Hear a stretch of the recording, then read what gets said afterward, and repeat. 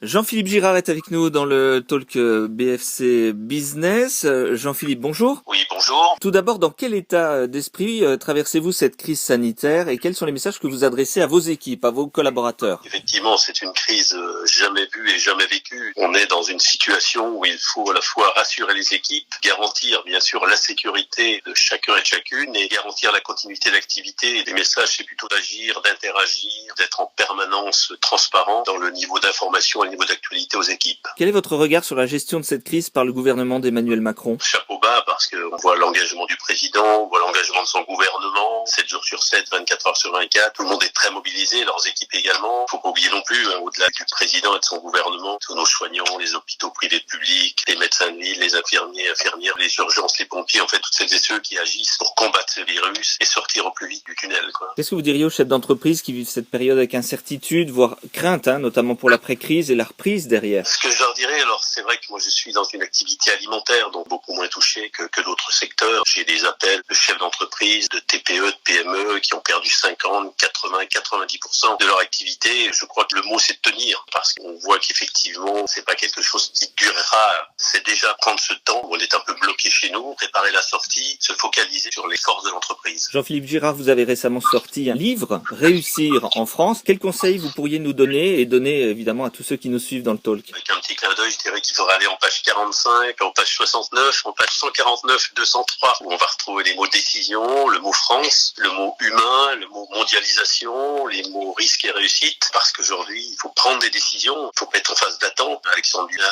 disait attendre et espérer. Moi, je suis plutôt agir et combattre pour garantir la sécurité de chaque salarié, de chaque client, de croire en la France. C'est le moment ou jamais, se réapproprier des productions, des services et profiter de ce moment pour reprendre la main sur certaines activités, revoir un petit peu ce capitalisme que j'ai baptisé capitalisme fou et privilégier peut-être un capitalisme plus humain, plus responsable et plus équitable. Donc ce livre trace un parcours aussi, mais trace des expériences, des réussites, des échecs, se servir un petit peu de cela pour, dans cette période très très particulière, se projeter vers l'avenir et surtout projeter ces équipes qui ont peur de perdre leur emploi, qui ont peur pour leur santé. C'est vraiment dans la projection que tout va se passer et dans les mots que l'on va faire passer à chacun de nos salariés. Jean-Philippe Girard, merci beaucoup. Merci à vous.